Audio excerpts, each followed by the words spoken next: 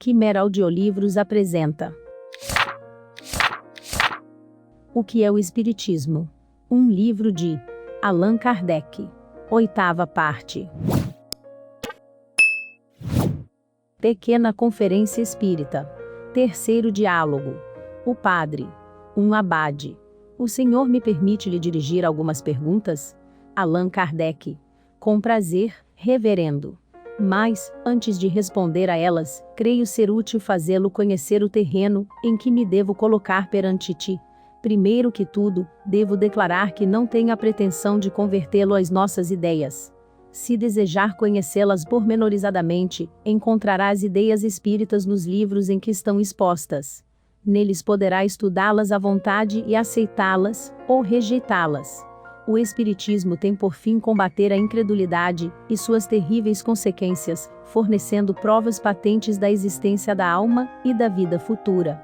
Ele se dirige então àqueles que em nada creem, ou que de tudo duvidam, e o número desses não é pequeno, como muito bem sabem. Os que têm fé religiosa, e a quem esta fé satisfaz, não têm necessidade dele. Aquele que diz: eu creio na autoridade da Igreja, e não me afasto dos seus ensinos, sem nada buscar além dos seus limites, o Espiritismo responde que não se impõe a pessoa alguma, e que não vem forçar nenhuma convicção. A liberdade de consciência é consequência da liberdade de pensar, que é um dos atributos do homem. E o Espiritismo, se não a respeitasse, estaria em contradição com os seus princípios de liberdade e tolerância. A seus olhos, toda crença, quando sincera e não permita ao homem fazer mal ao próximo, é respeitável, mesmo que seja errônea. Se alguém fosse arrastado por sua consciência a crer, por exemplo, que é o Sol que gira ao redor da Terra, nós lhe diríamos: acredite se quiser, porque isso não fará que esses dois astros troquem os seus papéis. Mas, assim como não procuramos violentar-lhe a consciência, respeite também a nossa. Porém, se transformar uma crença, de si mesma inocente, em instrumento de perseguição, ela então se tornará nociva e pode ser combatida. Tal é, senhor Abade, a linha de conduta que tenho seguido com os ministros dos diversos cultos, que a mim têm se dirigido. Quando eles me interpelaram sobre alguns pontos da doutrina, dei-lhes as explicações necessárias, isentando-me de discutir certos dogmas, de que o Espiritismo não se quer ocupar, em razão de todos os homens serem livres em suas apreciações. Nunca, porém, fui procurá-los no propósito de lhes abalar a fé por meio de qualquer pressão. Aquele que nos procura como irmão, nós o acolhemos como tal. Ao que nos repele, deixamo-lo em paz. É o conselho que não tenho cessado de dar aos espíritas, porque não concordo com os que se arrogam a missão de converter o clero. Sempre lhes tenho dito: semeiem no campo dos descrentes, onde há colheita a fazer. O Espiritismo não se impõe, porque, como eu disse, respeita a liberdade de consciência. Ele sabe também que toda crença imposta é superficial, e só desperta as aparências da fé, e nunca a fé sincera. Ele expõe seus princípios aos olhos de todos, de modo a cada um poder formar opinião segura. Os que lhe aceitam os princípios, sejam sacerdotes ou leigos, o fazem livremente, e por achá-los racionais. Mas nós não ficamos querendo mal aos que se afastam da nossa opinião. Se hoje há luta entre a Igreja e o Espiritismo, nós temos consciência de não havê-la provocado. Padre, se a Igreja, vendo levantar-se uma nova doutrina, cujos princípios, em consciência, julga dever condenar, pode contestar-lhe direito de discuti-los, e combatê-los, premunindo os fiéis contra o que ela considera erro? Allan Kardec. De modo algum podemos contestar esse direito, que também reclamamos para nós. Se ela tivesse se fundamentado nos limites da discussão, nada haveria de melhor. Porém, leia a maioria dos discursos proferidos por seus membros e publicados em nome da religião, os sermões que têm sido pregados, e ver neles a injúria e a calúnia transbordando por toda parte e os princípios da doutrina sempre indigna e perversamente desfigurados. Do alto do púlpito, nós, os espíritas, não temos sido qualificados de inimigos da sociedade e da ordem pública, não temos sido amaldiçoados e rejeitados pela Igreja, sob pretexto de que é melhor ser incrédulo do que crer em Deus e na alma pelos ensinos do Espiritismo. Hoje, muitos não lamentam não se poder atear as fogueiras da Inquisição para os espíritas. Em certas localidades não tem sido assinalados a antipatia de seus concidadãos, a ponto de fazer que os espíritas sejam perseguidos e injuriados nas ruas. Não se tem imposto a todos os fiéis que os evitem como empesteados, e impedido que os criados entrem a seu serviço. Muitas mulheres não têm sido aconselhadas a se separarem de seus maridos, como muitos maridos de suas mulheres, tudo por causa do espiritismo. Não se tem tirado lugares a empregados, retirado o pão do trabalho a operários e recusado caridade aos necessitados, por eles serem espíritas. Não se tem despedido de alguns hospitais, até cegos, pelo fato de não quererem abjurar sua crença? Diga-me, senhor abade, isso será uma discussão leal? Porventura, os espíritas responderam à injúria com a injúria, ao mal com o mal? Não. A tudo eles sempre opuseram a calma e a moderação. A consciência pública já lhes faz a justiça de reconhecer eles não terem sido os agressores. Padre, todo homem sensato deplora esses excessos. Mas a Igreja não pode ser responsável pelos abusos cometidos por alguns de seus membros pouco esclarecidos. Allan Kardec. Convenham. Mas, entrarão na classe dos poucos esclarecidos os príncipes da Igreja? Veja a pastoral do bispo de Argel, e de alguns outros. Não foi um bispo quem ordenou o auto de fé de Barcelona? A autoridade superior eclesiástica não tem todo o poder sobre os seus subordinados? Se ela tolera esses sermões indignos da cadeira evangélica, se ela patrocina a publicação de escritos injuriosos e difamatórios contra uma classe inteira de cidadãos, e se não se opõe às perseguições exercidas em nome da religião, é porque as aprova. Em resumo, a Igreja, repelindo sistematicamente os espíritas que a buscavam, forçou-os a retroceder. Pela natureza e violência dos seus ataques, ela ampliou a discussão e conduziu-a para um terreno novo. O espiritismo era apenas uma simples doutrina filosófica. Foi a Igreja quem lhe deu maiores proporções, apresentando-o como inimigo formidável. Foi ela, enfim, quem o proclamou nova religião. Foi um passo errado, mas a paixão não raciocina melhor. Um livre pensador. Há pouco proclamou a liberdade de pensamento e de consciência, e declarou que toda crença sincera é respeitável. O materialismo é uma crença como outra qualquer. Por que negar-lhe a liberdade que concede a todas as outras? Allan Kardec. Certamente, cada um é livre de crer no que quiser, ou de não crer em coisa alguma. E não toleraríamos mais uma perseguição contra aquele que acredita no nada depois da morte, assim como na promovida contra um cismático de qualquer religião. Combatendo o materialismo, não atacamos os indivíduos, mas sim uma doutrina que, se é inofensiva para a sociedade, quando se funda no foro íntimo da consciência de pessoas esclarecidas, é uma chaga social, se vier a se generalizar. A crença de tudo acabar para o homem depois da morte, e que toda solidariedade cessa com a extinção da vida corporal, leva-o a considerar como uma tolice o sacrifício do seu bem-estar presente, em proveito de alguém. Daí a máxima: cada um por si durante a vida terrena, porque com ela tudo se acaba. A caridade, a fraternidade, a moral, em suma, ficam sem base alguma, sem nenhuma razão de ser. Para que nos molestarmos, nos constrangermos e nos sujeitarmos a privações hoje, quando amanhã talvez já nada sejamos? A negação do futuro, a simples dúvida sobre outra vida, são os maiores estimulantes do egoísmo, que é a origem da maioria dos males da humanidade. É necessário possuir alta dose de virtude para não seguir a corrente do vício e do crime, quando para isso não se tem outro freio além do da própria força de vontade. O respeito humano pode conter o homem do mundo, mas não contém aquele que não dá importância à opinião pública. A crença na vida futura, mostrando a perpetuidade das relações entre os homens, estabelece entre eles uma solidariedade que não se quebra na tumba. Desse modo, essa crença muda o curso das ideias. Se essa crença fosse um simples espantalho, não duraria senão um tempo curto. Mas, como a sua realidade é fato adquirido pela experiência, é um dever propagá-la e combater a crença contrária, mesmo no interesse da ordem social. É o que o Espiritismo faz.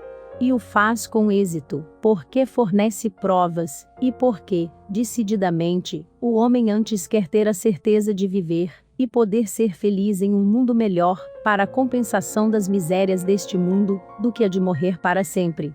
O pensamento de ser aniquilado, de ver os filhos e os entes que lhe são mais caros perdidos, sem remissão, sorria um bem limitado número, acreditem. É o motivo do tão pequeno êxito obtido pelos ataques dirigidos contra o espiritismo, em nome da incredulidade, os quais não lhe produziram o menor abalo. Padre, a religião ensina tudo isso. Até agora foi suficiente. Qual é hoje a necessidade de uma nova doutrina? Allan Kardec.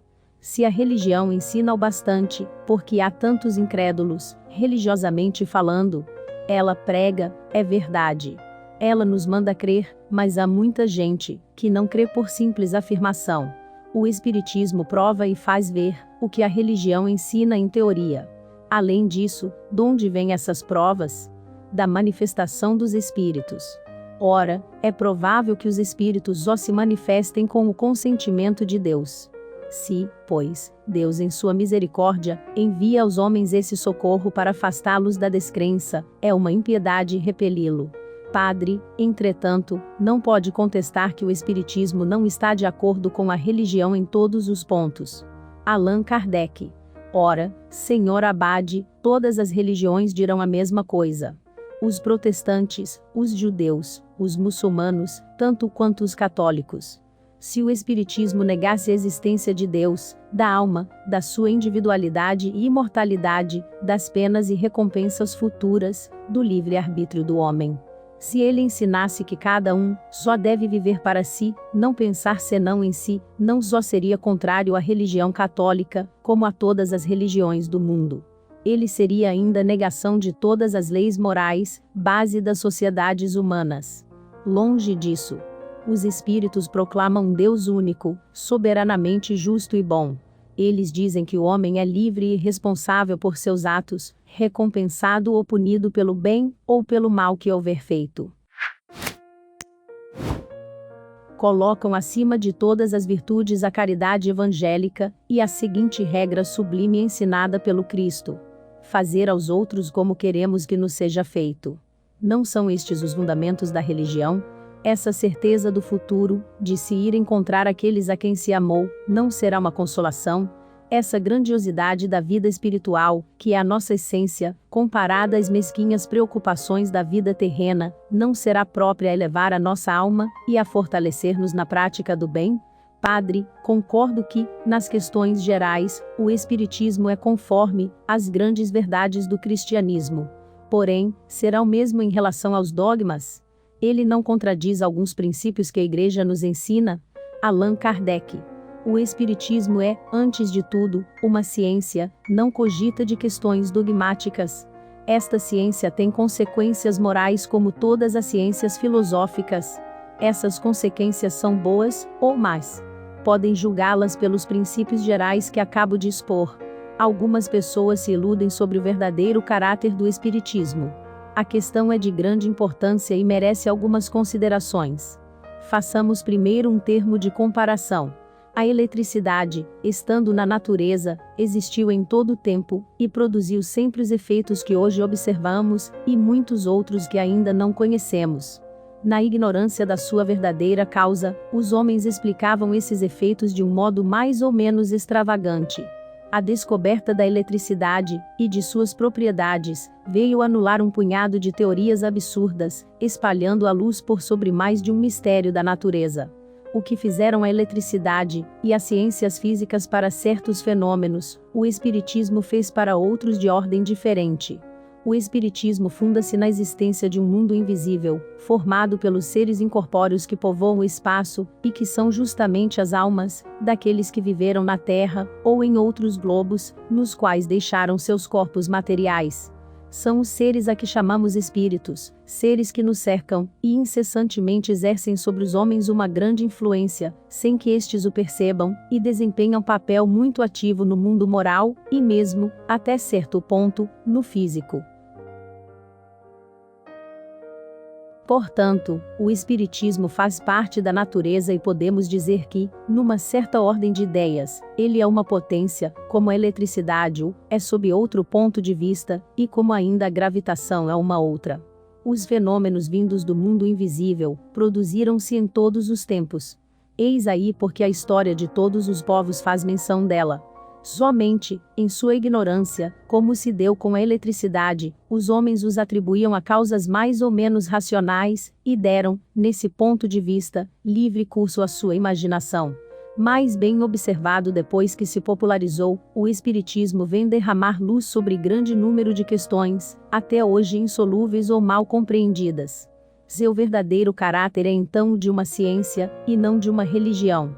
E a prova disso é que ele conta entre os seus aderentes homens de todas as crenças, que por esse fato, não renunciaram às suas convicções. Católicos fervorosos que não deixam de praticar todos os deveres do seu culto, quando a Igreja os não repele. Protestantes de todas as seitas, israelitas, muçulmanos e mesmo budistas e brahmanistas. Consequentemente, ele se fundamenta em princípios independentes das questões dogmáticas. Suas consequências morais são todas no sentido do cristianismo, porque de todas as doutrinas, é esta mais esclarecida e pura. Razão pela qual, de todas as seitas religiosas do mundo, os cristãos são os mais aptos para compreendê-lo em sua verdadeira essência. Podemos condená-lo por isso? Cada um pode formar uma religião de suas opiniões, e interpretar à vontade as religiões conhecidas. Mas daí a constituir nova igreja, a distância é grande. Padre, as evocações, entretanto, não são feitas segundo uma fórmula religiosa. Allan Kardec. Realmente, o sentimento religioso domina nas evocações e em nossas reuniões. Mas não temos fórmula sacramental. Para os espíritos, o pensamento é tudo, e a forma é nada. Nós o chamamos em nome de Deus, porque cremos em Deus, e sabemos que nada se faz neste mundo sem sua permissão, e portanto, que eles não virão, sem que Deus o permita. Procedemos em nossos trabalhos com calma e recolhimento, porque essa é uma condição necessária para as observações, e, em segundo lugar, porque sabemos o respeito que se deve àqueles que não vivem mais sobre a terra, qualquer que seja a sua condição, feliz ou infeliz, no mundo espiritual. Fazemos um apelo aos bons espíritos, porque, conhecendo que há bons e maus, desejamos que estes últimos não venham tomar parte fraudulentamente nas comunicações que recebemos. O que tudo isto prova? Que não somos ateus, o que não quer dizer que sejamos seguidores de religião reformada. Padre, pois bem, que dizem os espíritos superiores a respeito da religião? Os bons nos devem aconselhar e guiar. Suponhamos que eu não tenha religião alguma, e queira escolher uma. Se eu lhes pedir, para aconselharem-me se devo ser católico, protestante, anglicano, qualquer, judeu, maometano ou mórmon, qual será a resposta deles? Allan Kardec. Há 2 pontos a considerar nas religiões: os princípios gerais, comuns a todas, e os princípios particulares de cada uma delas. Os primeiros são os, de que falamos há pouco. Estes são proclamados por todos os espíritos, qualquer que seja a sua classe. Quanto aos segundos, os espíritos comuns, sem ser maus, podem ter preferências, opiniões. Podem preconizar esta ou aquela forma, animar certas práticas, seja por convicção pessoal, seja porque conservaram as ideias da vida terrena, seja por prudência, para não assustar as consciências timoratas. Acreditam, por exemplo, que um espírito esclarecido, fosse mesmo Fenelon, dirigindo-se a um muçulmano, irá inabilmente dizer-lhe que Maomé é um impostor, e que ele será condenado, se não se fizer cristão. Não o fará, porque seria repelido. Em geral, os espíritos superiores, se a isso não são solicitados por alguma consideração especial, não se preocupam com essas questões de minúcia, eles se limitam a dizer: Deus é bom e justo. Só quer o bem. A melhor de todas as religiões é aquela que só ensina o que é conforme à bondade e justiça de Deus. Que dá de Deus a maior e a mais sublime ideia e não o rebaixa emprestando-lhe as fraquezas e as paixões da humanidade. Que torna os homens bons e virtuosos e lhes ensina a amarem-se todos como irmãos. que condena todo mal feito ao próximo, que não autoriza a injustiça sob qualquer forma ou pretexto que seja, que nada prescreve de contrário às leis imutáveis da natureza, porque Deus não se pode contradizer. Aquela cujos ministros dão o melhor exemplo de bondade, caridade e moralidade. Aquela que procura melhor combater o egoísmo e lisonjear menos o orgulho e a vaidade dos homens. Aquela, finalmente, em nome da qual se comete menos mal, porque uma boa religião não pode servir de pretexto a nenhum mal. Ela não lhe deve deixar porta alguma aberta, nem diretamente, nem por interpretação. Veja, julgue e escolha. Padre, creio que certos pontos da doutrina católica são contestados pelos espíritos que considera superiores. Supondo mesmo que esses princípios sejam errôneos, tal crença, segundo a opinião dos ditos espíritos, poderá ser prejudicial à salvação daqueles que, errando ou acertando, consideram artigo de fé e a praticam. Allan Kardec. Certamente que não, se ela os não desviar da prática do bem, se ela antes os incitar a isso. Ao passo que a mais bem fundada crença os prejudicará evidentemente, se lhes fornecer ocasião de fazer o mal, de faltar à caridade com o próximo, se ela os tornar duros e egoístas, porque então não praticam segundo a lei de Deus, e Deus olha mais os pensamentos que os atos. Quem poderá sustentar o contrário? Acredita, por exemplo, que a fé possa ser proveitosa a um homem que, crendo perfeitamente em Deus, pratique atos inumanos ou contrários à caridade. Não haverá sempre mais culpa naquele que tinha mais meios de esclarecimento? Padre, assim, o católico fervoroso, que escrupulosamente cumpre com os deveres do seu culto, não é censurado pelos espíritos. Allan Kardec.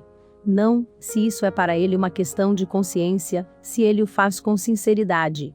Sim, 1000 vezes sim, se for hipócrita, se só tiver piedade aparente. Os espíritos superiores, os encarregados do progresso da humanidade, declararam-se contra todos os abusos que podem retardar esse progresso, qualquer que seja a natureza deles, e quaisquer que sejam os indivíduos ou as classes que deles se aproveitem. Ora, não se pode negar que a religião nem sempre esteve isenta de abusos. Se, entre os seus ministros, há muitos que desempenham sua missão com devotamento inteiramente cristão, que a fazem grande, bela e respeitável, concordará que nem todos assim, sempre compreenderam a santidade do seu ministério. Os espíritos combatem o mal, onde quer que ele se ache. Mas, assinalar os abusos da religião, será atacá-la? Ela não tem inimigos piores que aqueles que defendem esses abusos, abusos que fazem nascer o pensamento de ela poder ser substituída por outra melhor. Se a religião corresse qualquer perigo, a responsabilidade deveria cair sobre os que dão falsa ideia dela, transformando-a em arena de paixões humanas e explorando-a em proveito de sua ambição. Alguns assuntos abordados.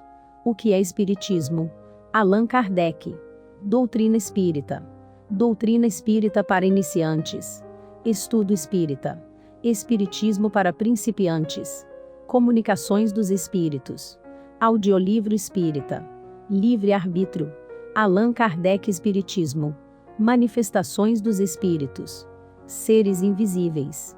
Existência dos Espíritos. Audiolivro Espírita. Espiritismo Allan Kardec. Médium Espírita. Médiuns e Espiritismo.